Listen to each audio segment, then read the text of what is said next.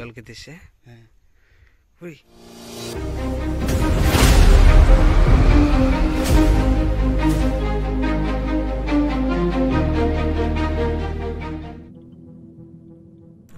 Sundarban দুবাকি camp সম্পূর্ণ deep forest অর্থাৎ জঙ্গলের মধ্যে অবস্থিত এই সুন্দরবন দুবাকি ক্যাম্প। যেহেতু জঙ্গলের মধ্যে অবস্থিত সেহেতু প্রায় সময় বাঘের গর্জন বা বাঘ দেখতে পাওয়া যায়। তখন সময় ঘড়ির কাঁটায় 5:10 বিকাল। হঠাৎই শুনতে পাওয়া গেল বাঘের গর্জন। ওয়াচ টাওয়ারের নিচে যে মিষ্টি জলের পুকুর আছে সেখান থেকে আসছিল বাঘের গর্জন। তো শব্দটা শোনা মাত্রই বেশি লেট না করে মোবাইলে ক্যামেরা অন করতে দৌড়ে দৌড়ে যেতে থাকি সেই ওয়াচ টাওয়ারের দিকে।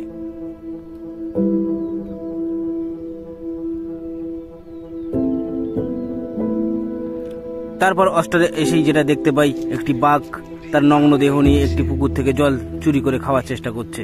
আমাকে দেখা মাত্রই সে এদিক ওদিকে তাকাতে থাকে। কেউ বুঝি আমাকে দেখে ফেললো জল চুরি করতে। ধীরে ধীরে জঙ্গলের ভিতরে চলে যাচ্ছে। ধীরে ধীরে বাঘটি উঠে সেই বাঁধের উপরে গিয়ে দাঁড়িয়ে থাকলো।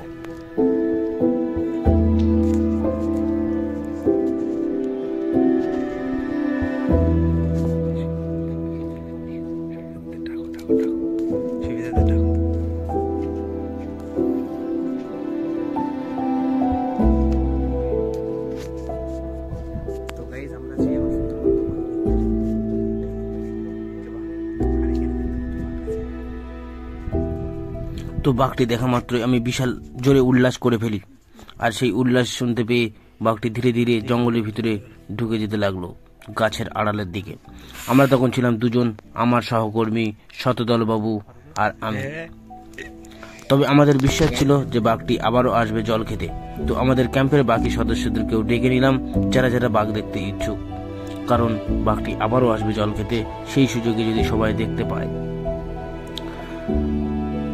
সবাই চলে আসার পরেই নিঃশব্দে কোনো শব্দ না করে একদম সাইলেন্টলি সবাই বসে পড়লাম। বাঘটি কখন আবার স্পষ্টভাবে জল খেতে আসবে আমরা ভালোভাবে দেখতে পাবো। আমাদেরকে দেখা মাত্রই বাঘ তার নগ্ন শরীর নিয়ে একটি বাঁধের আড়ালে গিয়ে লুকিয়ে পড়ল আর হালকা হালকা উঁকি ঝুঁকি মারতে থাকলো।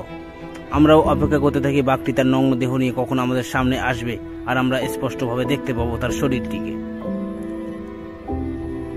সেও উঁকি মারতে থাকে, আমরাও এখানে বসে অপেক্ষা করতে থাকি। আমার যারা সহকর্মী ছিল তারা যে বাঘ দেখেছে সেটাকে প্রমাণ করার জন্য নিজ নিজ ফোনের ভিডিও ক্যামেরা অন করে বাঘটির নগ্ন শরীরের ছবি ভিডিও তুলতে থাকে। বাঘটি অপেক্ষা করতে থাকে আমরা এখান থেকে কখন সরে যাব। বাঘটির সামনে হঠাৎই দেখতে পেল একটি হরিণ। সে ওইখান থেকে ফোন দিয়ে আঁটতে থাকে হরিণটিকে কিভাবে শিকার করা যায়।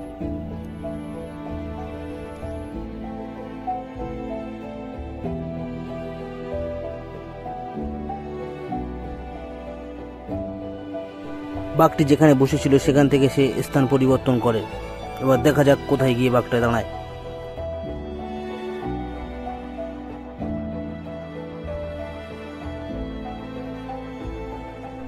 বাঘটি বাঁ দিক থেকে ঘুরে লুকিয়ে চোরের মতো এসে হঠাৎই দাঁড়িয়ে পড়ে এবং তার সামনে একটি হরিণ জল খেতে থাকে। হরিণটিও জানে না তার পিছনে একটি বাঘ দাঁড়িয়ে আছে।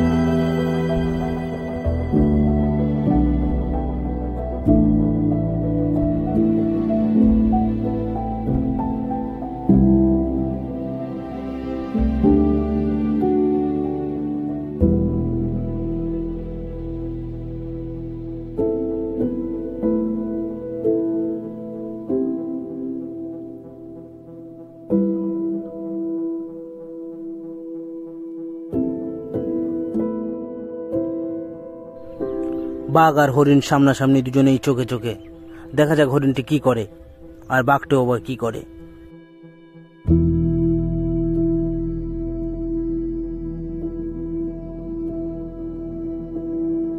হরিণটি লাফ দিয়ে চলে গেল। বাঘটিও কোনো প্রতিক্রিয়া করলো না, কারণ তার কোনো হরিণটিকে ধরার কোনো পজিশনই ছিল না। সেই জন্য বাঘটি আবারও চলে এলো পুকুর পাড়ে।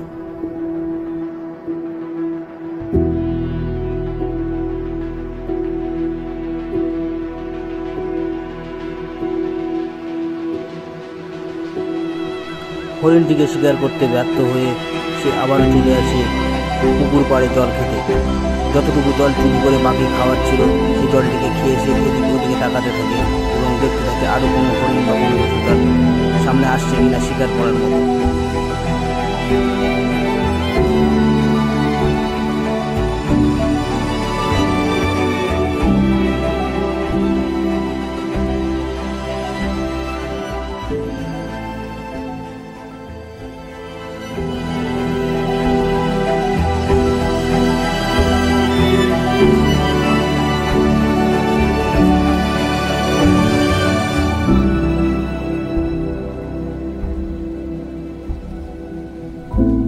বাঘটি এদিক ওদিক চোরের মতো তাকিয়ে চারিদিকে দেখতে থাকে আর সামনের দিকে আপন মেজাজে হাঁটতে থাকে।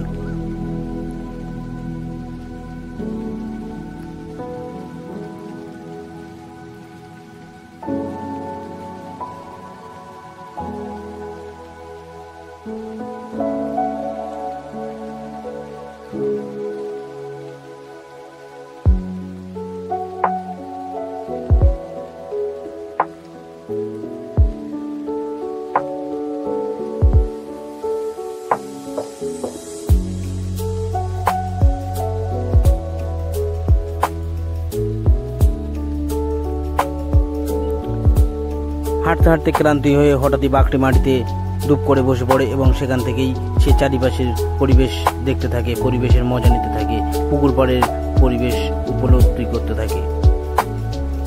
আর আমরাও বাঘটিকে দেখতে থাকি, তার দিকে নজরদারি করতে থাকি বাঘটি কি করে। বাঘটির প্রত্যেকটা মুভমেন্টের উপরে আমরা নজর রাখতে থাকি, বাঘটি কি করতে চায় বা কি করছে, তার পরবর্তী স্টেপ কি হতে পারে। বাঘ দেখার সেই মজা নিয়ে মনে একটা আলাদা অনুভূতি নিয়ে চুপচাপ ঘাপটি মেরে বসে আছি, কোনো শব্দ না করে বাঘটি কি করে। আর বাঘটিও বসে বসে হাওয়া খেতে থাকে।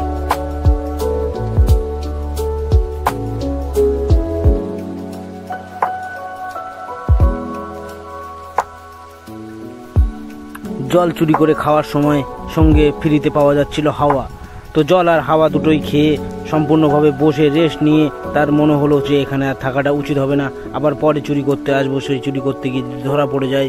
সেই জন্য পাছাটা আমাদের দিকে ফিরিয়ে মুখটা জঙ্গলের দিকে করে বাই বাই করতে করতে চলে গেল জঙ্গলের ভিতরে। আমার বাঘ দেখাতে আপনারা যদি খুশি হয়ে থাকেন তবে চ্যানেলটিকে সাবস্ক্রাইব করে দিয়ে চলে যাবেন। ভালো থাকবেন, সুস্থ থাকবেন।